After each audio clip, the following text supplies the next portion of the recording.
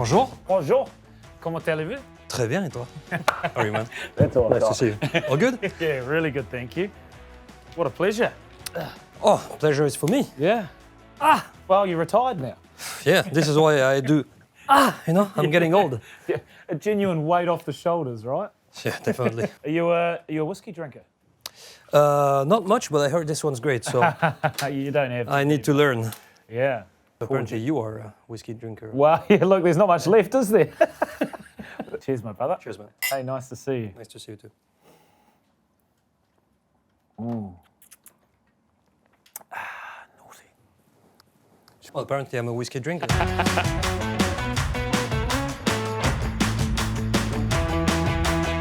I look at the pictures, I see that we are in 2025. Just a little bit of salt and pepper. Yeah, that's nice. A lot of salt, no? Win Wentworth, okay? First tee, I can only see the OB on the left. Under pressure, I had high pulls, dead straight, very left. Do you want a little story? I took the music down and said, shut up. Pinch me, please. Yeah, brilliant. Take It's happening. I think I played Tommy, Rory, and Jon Rahm. I lost 10 years of age in 1 week. They said we had some fun with Sergio in underwear, so nothing sexual. But no.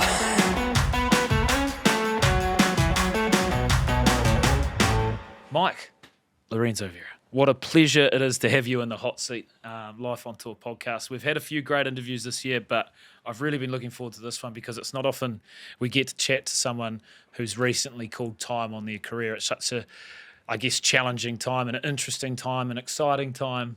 But either way, it's an interesting one. So we're very lucky to have you here on what's been an amazing, big, long journey. How the hell are you? I'm fine. I'm fine. You know, as I said the other day, it feels like there's less weight on the shoulders, so which is fine because I'm overweight anyways. So yeah, no, it feels good. Yeah, it feels more relaxed and exciting for the next chapter, and a bit stressful still, but Yeah. it's because I don't know the new jobs exactly. Yeah. I kind of like to control my things, so I'm still on the learning part. So For sure. Well, it's the same with so many different sports, right? Like a lot of rugby players that I know, it's like life after rugby, and it's the same with life after golf. You've been in a routine, you've had everything sort of planned out for every year, right? Mm-hmm. So what are those challenges like so far, and how do you make sure you, I guess, get onto that next chapter? Well, first of all, it starts with where I'm going to live because went through separation in May. So now I decided to go back to Biarritz, to my hometown, so which is very exciting as well, to be able to go back to the roots. And so far, how do you say? I have plenty of opportunities for my jobs. So it's I need to do something that I never really did. That's why I had an agent. So Yeah. organization. Yeah. So it's a balance between how to learn how to organize and handle the little death, you know, of a sportsman. And because my psychologist who works for like 30 years with great athletes told me when it's gonna come, it's gonna feel like a little death. And I was like, come on. And basically, when I looked back at all the videos from the DP World Tour after Kranz, and I was like, and you look at the comments and the commentators, oh, they're speaking about you like past. And you're like, yeah, I feel dead now. Yeah. So it's point. it's a little psychological challenge, but yeah, it's fine. It's fine. Those images of the kids running onto the green, pretty cool stuff, eh? That was good, huh? Can you tell us a little bit about your childhood? Like what got you into this great game of golf? How did it all start for you? You know, when you grow up in Biarritz, life is very easy, way too easy, and there's golf courses everywhere. Golf is accepted as a normal sport down there. So yeah, we all tried golf together as a family, and I absolutely loved it. And I just kept on going, and just Wednesdays and Saturdays. And then I met when I was 9 my Jean Lamaison, the mentor, the wizard, the wedge wizard. Yeah. Because he was a fantastic. He's still a fantastic sandwich player. Yeah, and he gave me the virus. So I kept on practicing more and more, and then one day my parents told me, you might want to quit school because you are bad at school and you're good at golf. Wow. But Jean Lamaison, Normally it's the parents trying to keep you in school. I couldn't believe that moment. Yeah. I was like, pinch me, please. Pinch Yeah, me. brilliant. It's Take happening. it. Yeah. Fantastic. Love you, Mum, Dad. Brilliant. Yeah, definitely. And and Jean Lamaison was not happy about that. He was like, no chance you're quitting school. Right. But I still quit at school, and then he kept on teaching me. And yeah, well, as I said, Biarritz is a very different place in the world. It's very quiet. People are like super open minded, and there's these roots of like the Basque country as well. A lot of respect and a lot of sport as well, because surfing, cesta punta, rugby, golf. So you can meet plenty of other sportsmen, and you can discuss about everything, which is Nice. spot on. And what was it like? Can you run us through that moment when you turned pro and you finally felt like, right, I'm on the right journey here. This is where I'm meant to be. Do you remember any moments of, or is it? I never really felt like I was on the right journey. Right. I was just scared of doing things the wrong way. So I kept on practicing. Right. And I'm sure there's plenty of guys in the same situation. There's one moment when I win the Challenge Tour and I'm finally back on tour. No, not even back, like For the first time. for the first time on tour, and I was like, okay, maybe you can do something. But before that, I had no idea. Wow. I just keep on practicing. I won the Challenge Tour. I was very happy on the moment, but it's years after that I'm like, that was really good. Oh, yeah. So, I was very anxious about what I'm doing, what I was doing. So, I know I don't have the image of the guy that practices a lot, but I did. Wow. You kind of have to, right? Yeah. And so you turned pro in 2005. How crazy is it to think that we're in 2025 now? Looking back. Yeah, when I look at the pictures, I see that we are in 2025. Ah, mate, you're still looking young. Come on. Yeah, well. Just a little bit of salt and pepper. Yeah, Yeah. That's nice. A lot of salt, no? So, it's crazy. It went fast. Yeah. It went fast. It's just the energy is not there anymore. And but as I said as well, like I'm not regretting anything except one or two shots. But Yeah. Well, I was going to ask before, what was the deciding moment or the deciding factor when you're like, the energy's not there, my time's done? When did that click in? It's been 2 years and a half maybe that I was like, Okay. past 40, I'm not sure I got the energy for that.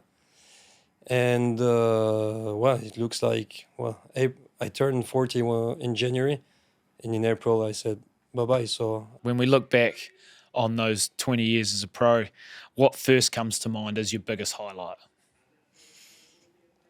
the final of the DP 2019, that was a proper pressure week. Yeah, that's Because I started with I think 8 or 9 under on the first round, and I got directed to the big guns, because you change the tee time, the groups after the second round. And I think I played Tommy on the Friday, Rory, and Jon Ram. Wow. Okay. I lost 10 years of age in 1 week. That's a good Those guys lineup. are tiring, man. Yeah. And this is where you see the level of game of those guys through the year. I mean, it's crazy. The quality of game, week in, week out, year after years. I don't know how they do that. Yeah. I have no idea. No idea. It's a tough sport, eh? Like what? Yeah, I believe every sport is tough when you go to the high level, Yeah, true. because I guess playing against Ronaldo must be a little bit tiring as well. But no, the quality of game of the top 50 on the world ranking is insane. What do you think is the toughest part about golf? Because I've chatted to a lot of the golfers now, and there's all sorts of hardships. But for you, like, what has been the toughest part about being a professional golfer? Because it's not all prize checks and private jets, is it? No. The life itself is fantastic. You cannot complain. There is a lot of money to make. You are mostly in great hotels. You have the chance to discover different cultures. the tour itself is a mix of different cultures when you think about it. Yeah, for sure. You got Indians, you got French, you got English. Even if we're neighbors, it's very different. I mean, you got Japanese and Chinese. I mean, Australians. It's a mix of the world together. So if you take it the good way, the life itself is good. For me, the toughest part was to keep one direction in my golf game. Right. Not looking too many times at what the guy that won this week is doing, and trying to recreate it. Right. This is where I got lost many times.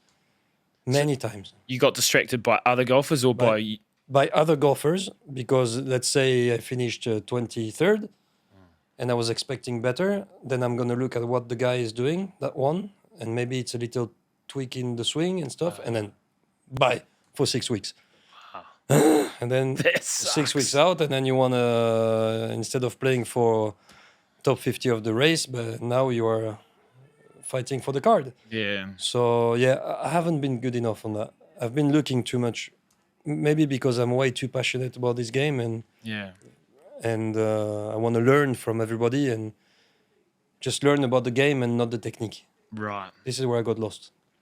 You're almost so fastidious, so like almost a perfectionist that you're trying to build, which I guess a lot of golfers are, right? Yeah. But it's the great game. There's never an end point. No, but they keep their technique. Yeah. They learn from others on shot making and reading greens and strategic and everything. But me, I was trying to learn way too much about the golf swing. Right. So, mistake. But you haven't had all mistakes. What can I say about my career? I don't know. I'm proud of my comebacks, and I'm proud of putting myself into contentions on big events, and having made the Ryder Cup closing testing, which was very stressful because I was with Sergio. So Yeah. you're like, what am I doing now? Yeah. Well, tell us more about that experience.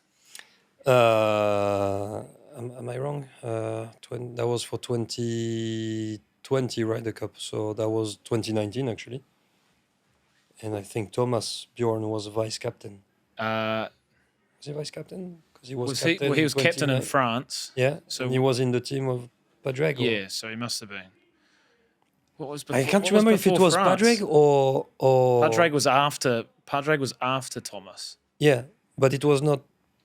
I don't know why. I think that's Paul Thomas. McGinley, maybe? Someone came to me at the clubhouse in Dubai and told me, go and do the closing for the team. I was like, what? He was like, yeah, you're in the short list. Brilliant. I was like, all right, I'm in. So I go, I open the door, and Sergio is there. And I'm like, okay, this is getting real. I was still pretty far from the team. Yeah. But I must have been into the 20 interesting players Keep it under on. the big guys, of Yeah, course. yeah. So yeah, I did that, and we had some fun with Sergio. Underwear, like nothing sexual. Just no, because I said we had some fun with Sergio in underwear, so nothing sexual. But no, no. So we had basically. Took me a while to click there. We were trying closes and being next to that legend. Yeah. Was such an important event, because that was basically my biggest dream. Yeah. To play the Ryder Cup. And yeah, that was intense, and maybe might be the best moment of my career. Wow. Yeah. That's pretty cool.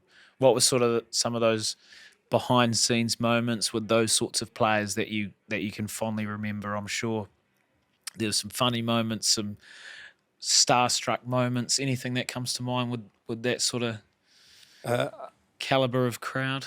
I remember we had a big party for my ex-wife birthday in 2020 in June, and I'm home and music is loud and I'm drunk. Okay, I'm properly drunk, and I see my phone ringing and it's a plus 44.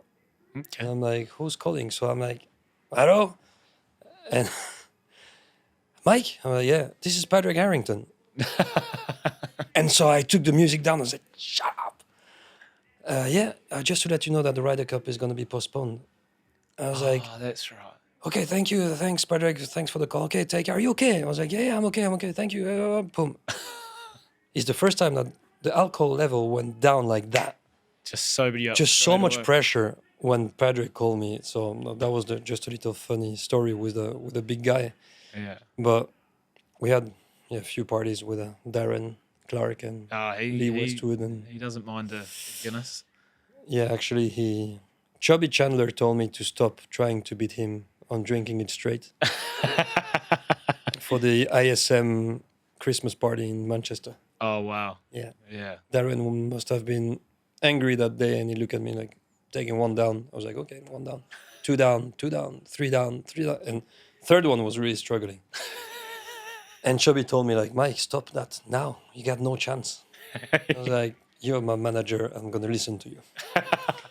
Yeah, that was a really good advice. Yeah, he was at Port Rush this year, obviously having fun too, from what I saw. But this is what I don't have many stories about all those big guys, but the only thing I've seen is I shared a lot of moments and a lot of rounds with them.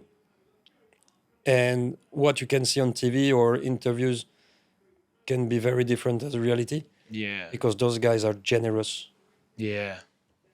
But like, you can ask any question about golf. Very approachable. Very approachable, and you can have dinner with them if you have a lot of questions. What's the difference between good and bloody good? I think it's consistency. Yeah. The way Tommy hits the golf ball for the last 10 years. It's just the same. And then when he puts, boom. He's been very unfortunate in US the last 2 years. But now it pays off, and he's one of the top men in the world. Sorry. So, I stopped smoking 10 days ago, so now I cough. congrats, yeah. Good job, eh? Quit golf and smoking. Yeah. No, consistency, I think, is insane. Yeah. Rory, the guy was born hitting the golf ball great, Yeah. and he keeps on going week in, week out. What's incredible as well is that it looks like they don't lose confidence after 2 to 3 weeks a bit off. Yeah. A bit off, huh? Because they're never really Yeah. off. A tied 25th. Yeah. But yeah. And boom, they restart a month after, like if nothing happened. The Yeah. quality of consistency and confidence, and this is for me insane. Insane. Yeah. And it's like, are you kind of like, I guess you're so invested in what you're doing and your own game. You mentioned you probably tweak a little bit with other people, but how interesting will it be over the next wee while to look back and watch these guys and kind of analyze it maybe even more? Or do you think you'll pull back from the game a little bit? Or I'm going to pull back from golf big time. But strangely, I've been looking at tournaments on TV now. yeah. And once again, at the Irish Open. I mean, I could have bet my kids that Rory was going to make that putt. But I don't know. You can see as well new talents coming in, like Hidalgo, which is fantastic for the tour to have a player like that. Yeah, awesome, eh? You see Lagergren doing this and that, and boom, almost makes it Irish Open. This game has no rules. Basically, crazy. it has no rules Yeah. except work and wait for your time, and then there is those big guns How nice that was make it? the job done. How nice was it watching on TV and just being like, Yeah, I'm just like, hope you boys are stressing out because I'm not. you I'm know? not. I was actually stressing a bit Yeah. for Lagergren. Yeah. Because I was like, oh, that would be a great story to see him win. Yeah, beat Against Rory, Rory in Ireland. Yeah. But you still want Rory to win in Ireland, so I don't know. I was still a bit stressed. I don't Yeah. know. That was exciting. Yeah, it's pretty cool. Yeah. Oh, mate, it was so cool. When you go from your peaks and troughs, what would some advice be to players out there to when you get to a low point? How do you lift and launch into, I guess, finding form again, finding the passion and almost your heartbeat again? Because golf can be such a stressful sport. You said it comes from the heartbeat. Do you want to come back? Yes or no? Brilliant. Yes or no? It's a no. You accept the situation. Either you keep on playing shit or you do something else. But if you want, There's one way. You go hit a lot of balls. A lot of balls. You find one way to keep the ball on the middle, and you recreate that all day long until you manage to score again. Same for putting, same for chipping. There's no miracle solutions in golf. It's not. There's no shortcut, no chance when you're done. It's thousands of golf balls on the range and on the putting green, and a lot of holes to play, and try to make birdies. Just trust your coach, and he knows you, and go and work. That's all. Easy as that. Sorry for the guys that are trying to sell things. Yeah. Get down to the range. That's all you got to do is bash Yeah. the balls. You see a lot of them out there, just hours and hours and hours and hours on end. The best are doing it. So if you're bad, you better do it a lot. No? Makes sense for everyone at home. Just Yep. get on the range. Go and work. That's very fair. That's very fair. And you, patience as well. patience. Sorry, patience. Yeah. Yeah. It's a lot of work and a lot of patience. Oh, massively, for sure. Let's look ahead. We've got the Ryder Cup around the corner. How excited are you to watch that and once again relax and Yep. just enjoy it from afar? Do you know, actually, I have a little story. I went to the Ryder Cup in Italy. It's the only one I've been to. Marco Simone. Marco Simone, fantastic. And I've seen the first tee, and I was like, that's my biggest dream, okay? And I'm a competitor. And when I've seen the first tee, I'm like, I will never be able to hit that shot. Never. No chance. So I will really be enjoying it in front of the TV. Yeah. Yeah. Yeah, I was there as well. It was obviously like a coliseum. It was amazing, Electric. Yeah. I'm not kidding. When I arrived on the Friday morning, we arrived around 6 or 6:30, got out of the parking lot, and I was walking towards the stadium and all the songs, and I started to cry. And I had a friend with me. He was like, "What's going on?" I said, "What's going on?" The Ryder Cup. Stadium, huge crowd, a lot of noise. I was goosebumps and tears, and I was like, that's for me the best event in golf. Yeah. That is pretty incredible. And like if you think all the effort and all the work you get put into it, and then to have a teams event like that, it's so easy to see the passion, right? That must have felt really good for you to like still know you've got the love of the game right there. Yeah, Like I love the game. I just don't have, I don't want to work for it anymore. what are you going to miss most about the game? Chipping. Just chipping. Yeah. Just Yeah. you can still do Bunker game. You can still do that. Yeah, but under pressure. yeah. Under pressure bunker shots. Yeah. Wow, that's niche. I Yeah. like that. Yeah, that was where I had the most fun.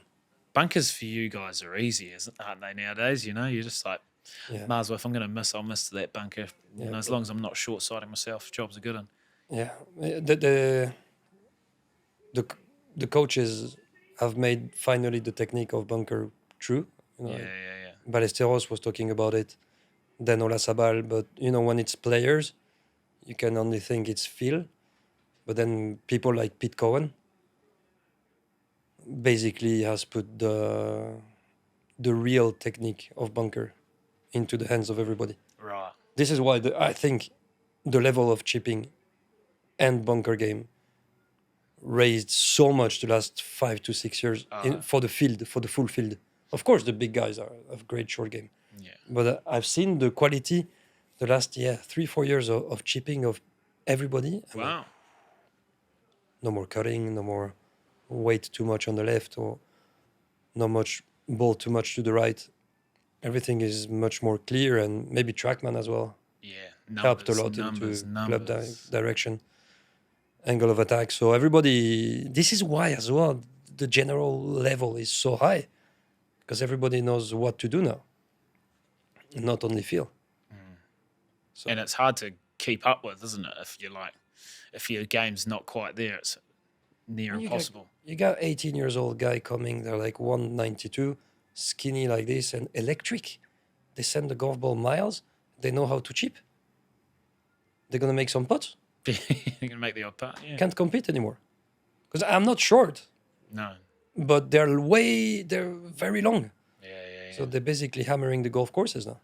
So you're going to miss chipping and bunker play. What are you not going to miss at all? What are some parts of the game you're like, wash your hands, thank God, done and dusted? Tee shots. I'm so bad, man. Really? Is that the kryptonite? Like, Oh, I've been fighting that 20 years. what exactly have you been fighting? Is it mental or is it like just the... But under pressure, I had high pulls. Really? High pulls? High pulls. Dead straight, very left. No curve. And I'll tell you what, when you go left, it goes. It goes. Yeah. Because the problem is that it was high. Yeah. So basically the ball was like, bye-bye. So, no, I never really understood how to drive the golf ball. Wow. And I was very straight when I was young. But around 2010, somewhere there, I don't know, I started to lose it. And I totally lost. When Wentworth, okay? First tee, since 2010, I can only see the OB on the left.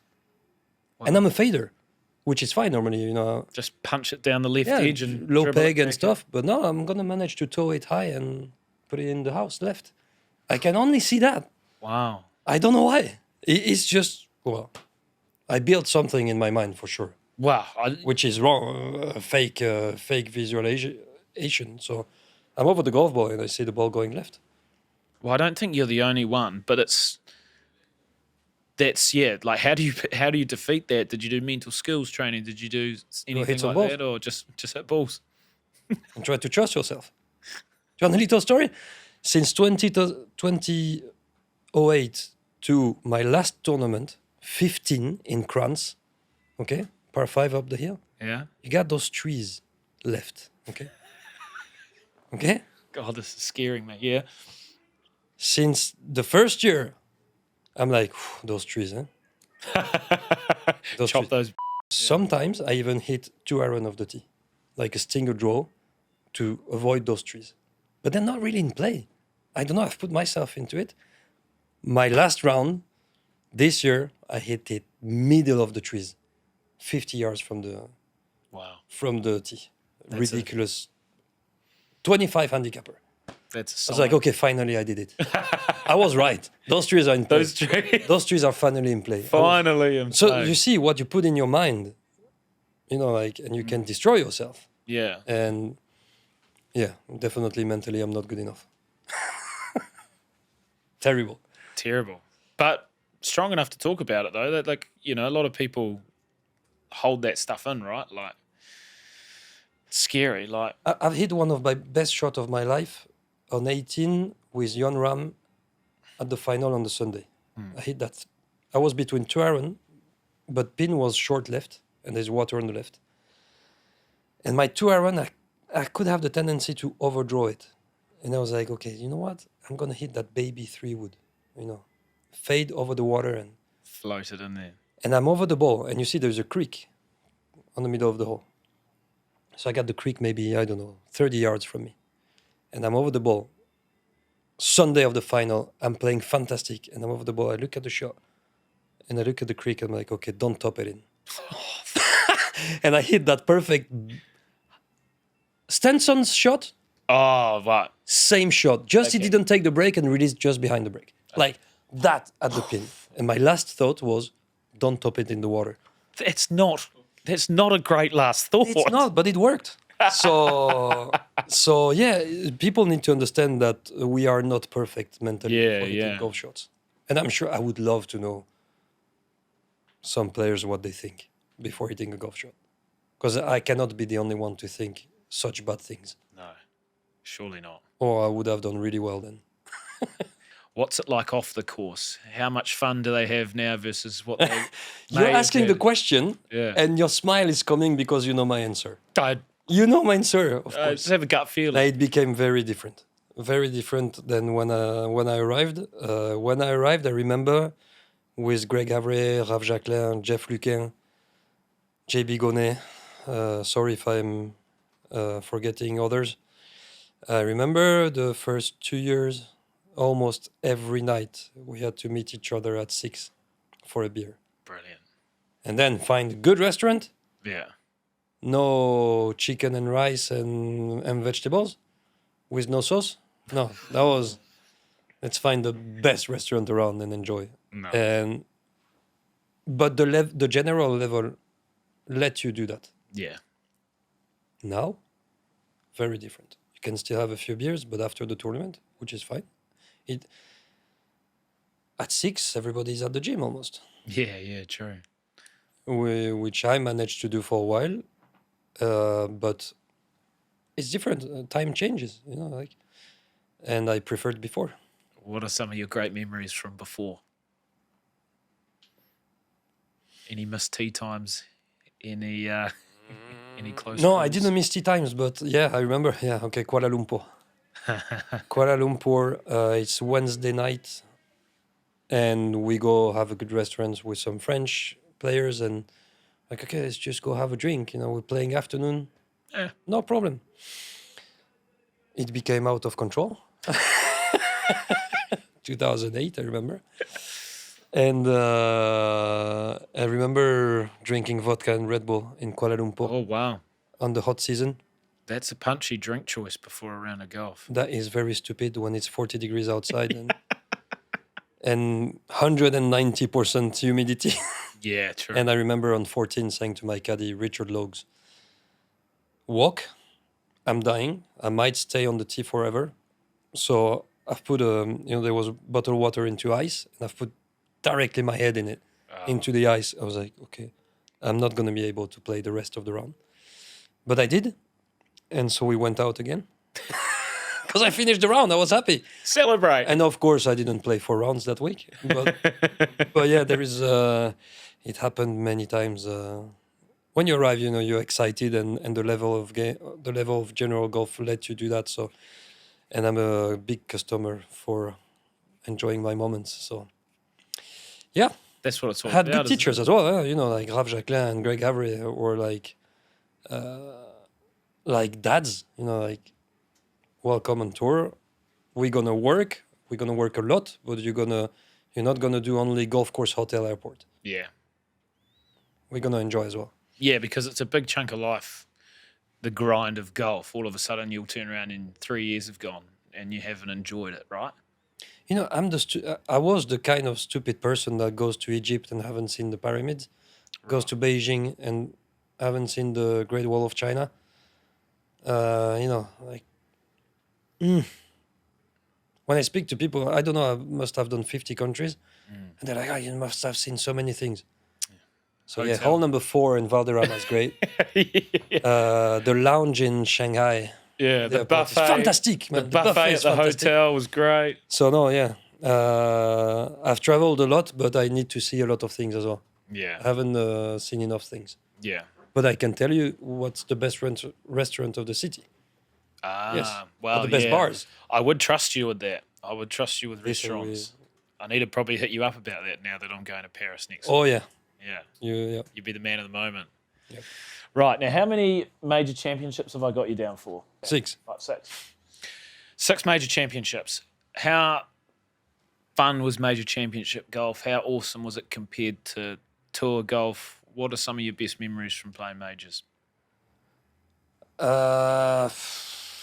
It's a huge machine.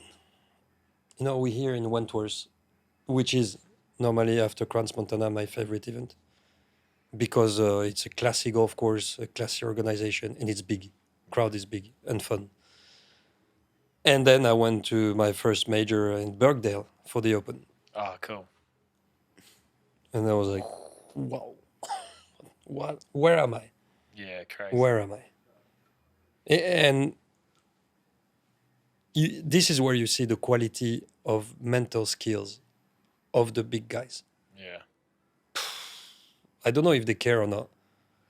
This is why when Shane won at Portrush in front of his crowd, What a week. the Open Championship. No, but What a week. how can you keep He focus? like he can just sit back and go, I don't care what happens. He's done the best thing in his Like life. that is, I was there and it was the most electric atmosphere I've ever seen in Yeah. the sport. I think he might find the Ryder Cup easy after that, Yeah. which must be one of the biggest mental challenge in golf. Yeah. But what he's done is insane. Plus the course, because it's beautiful, because all the history, because it was the first time it was back in Ireland as well. Yeah, like they hadn't, like first time in 50 odd years that it hadn't been in Ireland. It was just Shane wins perfect. here. And he just smashes the field. It was. No, majors are big. What were some great little snippets for you? What will you take back, and when you tell stories in 20 years' time at a bar, what do you take from major championships? Best page for me has been a crazy week, because on Thursday, I think I shot 1 or 2 under, and I was up the leaderboard at noon, let's say that. And I have an interview, and they're like, so what are you going to do? Because you almost have 24 hours now between rounds. And I'm like, I've seen there is a Ferrari garage half a mile from the hotel. So I'm just going to go there and visit. It was Ferrari Long Island. And they're like, okay, so enjoy your afternoon. I said, thank you, guys. And I have an email from my best friend, who was my agent at the time, on the morning after, saying, what have you done? You have to go to Ferrari again.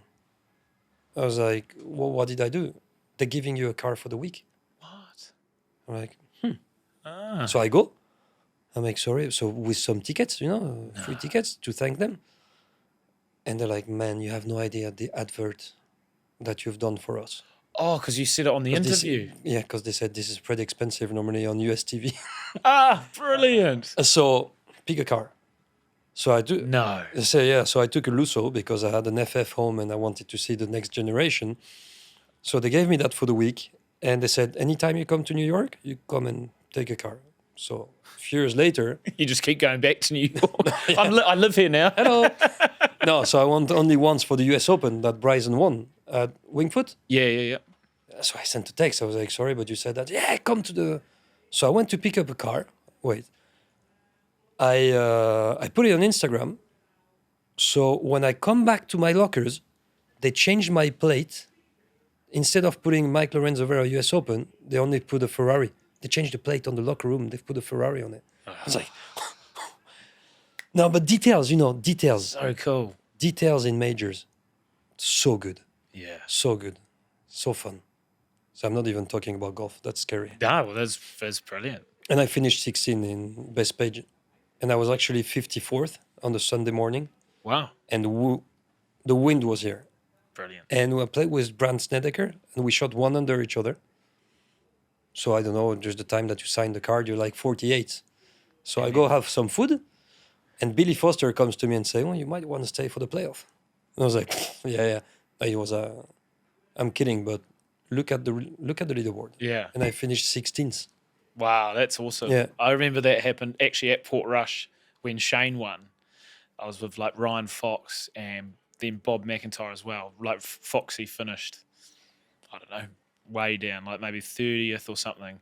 By the time he had a couple of red wines, it's like, oh, I'm tied 10th or something wacky like that. It's like, oh, yeah, too. Because it was howling. It's great. It's great when you're in the heart for that. Yeah, but major championships on Sunday is the hardest test you can find. Plus, if the weather comes in, if you beat the course by 1, you're going up, for sure. That's so good. So off to New York. Well, you should be going to the Ryder Cup just to get the Ferrari. No. We still have contacts a bit. Yeah, brilliant. Yeah, but no, I don't want to exaggerate. But No, maybe when I go there, I'll pop up. That's a cool Hello. story. That's cool. That's the amazing power of like when you do interviews, especially like on the broadcast. It's like if you show personality, if you show, tell people what like that. It's like can end you up in pretty cool scenarios, right? I should maybe have said like in this afternoon I'm gonna look at the Apple Yeah. Apple Store. And... Apple Store or something, and then maybe Steve Jobs at the time would have given me shares of Apple. That was a bad move with Ferrari. Yeah, it worked out pretty well. Yes, that was fun. What happened after Crans when you finished up? Everyone there to celebrate with you? I kind of celebrated a little bit all week, Yeah. To be honest. Nothing too crazy before I missed the cut, but we really enjoyed some restaurants with the family and friends, and the quality of welcome in every place I've been. That was very touching. Yeah. And Quite emotional? Yeah. Yeah, yeah. And the Friday night, I was exhausted because 36 holes, and I wanted to spend some time with the kids. So we had a pizza at the chalet.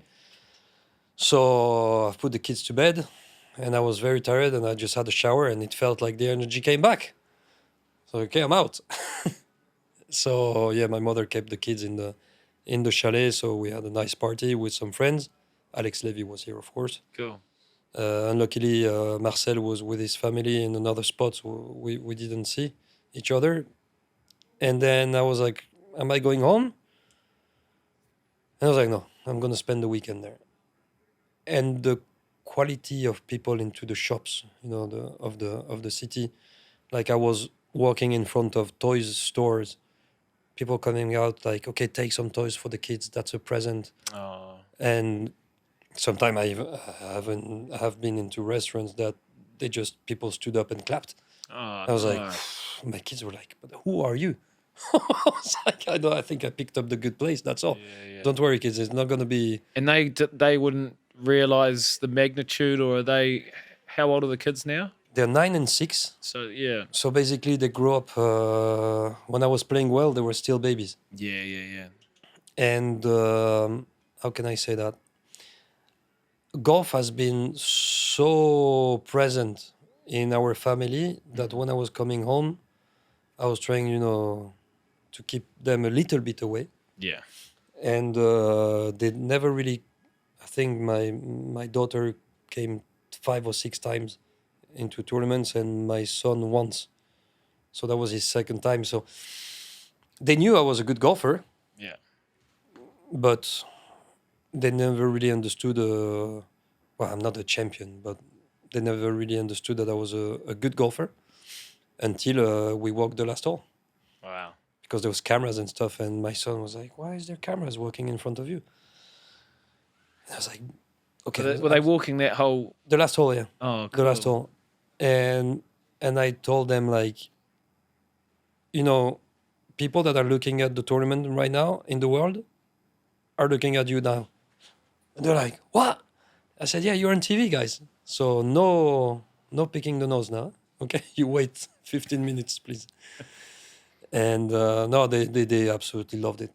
And yeah, the Crans Montana is it's a very, very special place for me. Very special. Mike, yeah, like obviously we've talked a lot about your retirement, but is there any sort of advice you'd potentially give others out there that are sort of knocking on the door, wondering whether it's a good or bad decision, when to hang up the boots?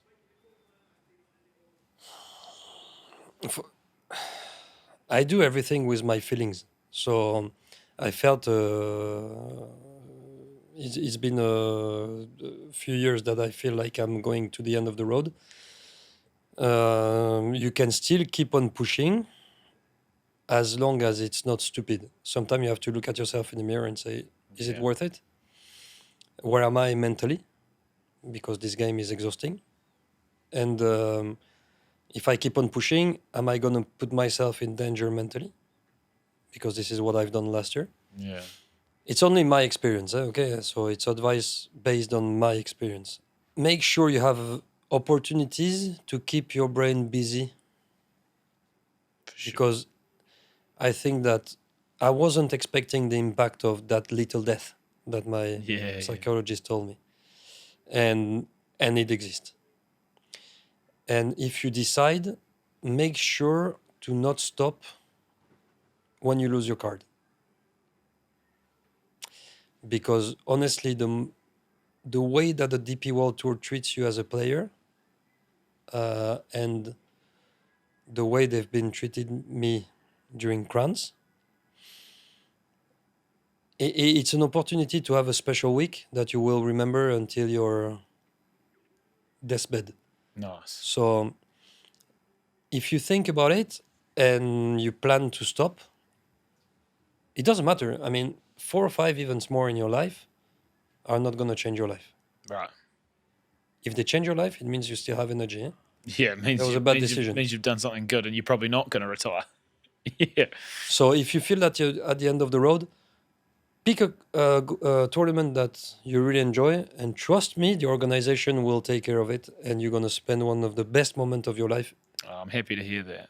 Yeah, it did look special on the broadcast. It looked great, and No, but that was insane. yeah, And the commentators. I know I sent a message to Andrew Coulthard because the way he spoke was nice. great. And I'm sorry, I don't know who was the guy next to him because I would have sent him a message.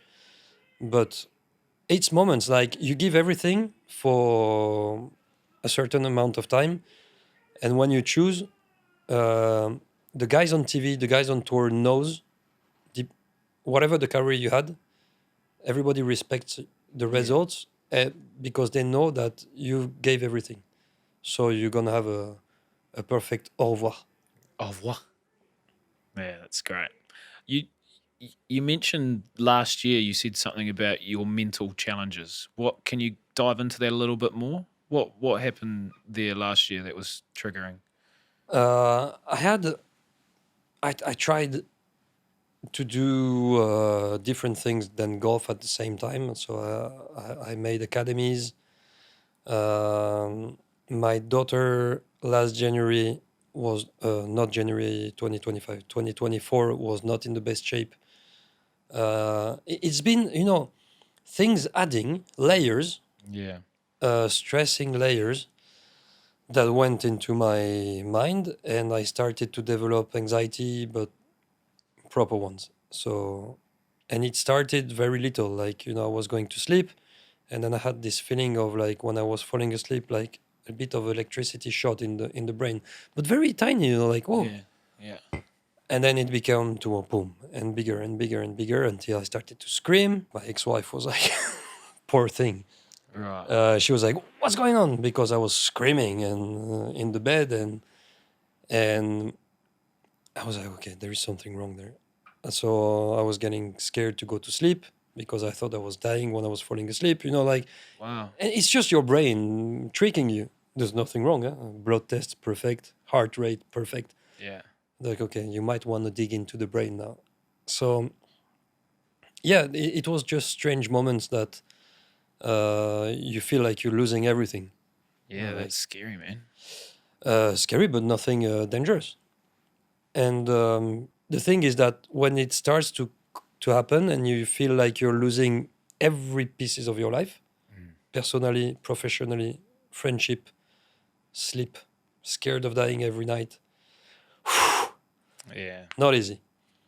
And I encourage people that have strange feelings sometimes to go straight away blood test, straight away heart test. If everything's fine, psychologist. Cool. Direct. Because it's scary. Because I went far down. And quick. Far down. Yeah. Alcohol, of course. Thank God, no drugs. But like, you're losing everything, Yeah. basically. And you're becoming someone that people don't want to spend time with you. And you don't want that. And you're becoming bitter. You're becoming a player that is getting even more angry on the golf course, and players don't want to spend time with you, and which is normal. I mean, I'm not throwing stone to anybody, but yeah, it's challenging times. Plenty of players have been through, and plenty of people that have kind of normal jobs are going through because it's life, and stress comes to you, and anxiety comes to you. So yeah, I have a reference. If you have a garden or a balcony, you're not keeping your garbage, okay, on the balcony or in the garden, because if you put one bag or two bags, this is fine. But if you keep on going, 3 days after 3 days, your garden is going to look like it's going to be terrible. Yeah. So you need the garbage man to come. The garbage man is the psychologist or the doctor. And he's going to help you take bag out after bag out. I like that. And there's no shame as well. There's no shame. There is a big problem there, which is when your brain is hurted, you're weak. No, you become weak. You're not weak. When you break your arm or your knee, it's fine. You gotta I'm fix not. I'm not a professor in biology, but I think the brain is still part of the human body, For sure. which is the same part of the arm or whatever. So if your brain is hurted, just take a rest and go and work on it. It's fine. It's scary. People that will judge you on that, take them out. See ya. Out, no problem. Maybe one day they'll come apologize, because I believe everybody has those moments. Golfer, rugby player, postman, barman. Everybody has those challenges in their life. 100%. And ego sometimes can block you. And sometimes sportsmen have bigger ego as well. So sometimes we go a bit deeper because we don't want to work. But yeah, it's scary. It's scary. Like recently, I know I have a little bit of I'm back into the downhill. And and I wake up again like that. Like, I don't know how to breathe anymore. No, you're fine, man. But Don't worry. you're aware of it now. You've done a little Now bit- that you're aware, you've done some training for it almost. now you know the next steps. Need to speak more with my psychologist. I need to do more breathing. I need to look back on my life as well, because sometimes you need to look back. Everything's fine. Relax and work. Relax and keep going. Yeah. Yeah. No, that's a really good message for anyone out there. As you say, it doesn't matter if you're in sport or business or anything. Like, it's, you just got to you got to treat yourself nicely, and got to, it's not cowardly or anything to. And it's okay if you feel bad. Yeah. It's okay. It's okay. No shame in feeling bad. Yeah. Mate, you've got me thinking. It's great stuff. Just my one final question, mate. Like, as you sit back and we have a beautiful whiskey and we can I finally... don't have any more. Well, you don't have any more. You've It's been... just a little information. Just a little, yeah. Yeah, gone. We've had to edit out the 6 other ones. No, but as we sit back and we go, what a career it's been. What are you most proud of as we sit here and relax and go, you know what? Job's been great. There's obviously plenty more to come. I've got this funny feeling you've got plenty more to come off the golf course as well. You seem seriously charismatic and fun to be around. So I don't think this journey's over for you, but in terms of a golfing sense, what are you most proud of when you look back? It's funny because it's a mixed feeling, because I never won on DP World Tour. And you can take it as it's easy to say because he never won. But Mariam, my psychologist, when I'm telling you she's one of the best in the world, maybe the best in the world, it's just me that didn't work well enough. Not her fault. Yeah, not her That fault. one's on me. Yeah.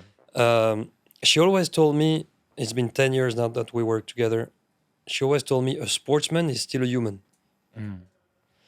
Results are results, but what are you going to live outside the results? And because I was still playing and still chasing a trophy, I got a bit lost into what I brought to people. And when I announced my retirement, I received hundreds of messages. And I was like, wow, okay. So I brought things to people. Yeah. Happiness, advices. I don't know, I'm going to say it it's respectfully, but to some people, I help them humanly into their lives. And apparently, as a golf player, I brought a lot of things to a lot of people. Nice. And at the end of the day, it's not too bad. And this is what I'm the most proud of, to be, because I could have been very bitter, Yeah. not for winning and but you know what? You don't win, but I want something else, which is I gave a lot. Sure. Yeah, for sure. And in the golfing world, it's a lot of those top finishes are pretty damn good. So it's like, It's a hard game, eh? it's a seriously tough game. That's why most of us are not bloody playing it. Mike, Thanks it's been a lot. pleasure, mate. You're a legend. Well done. Merci beaucoup. Merci. That was cool, man.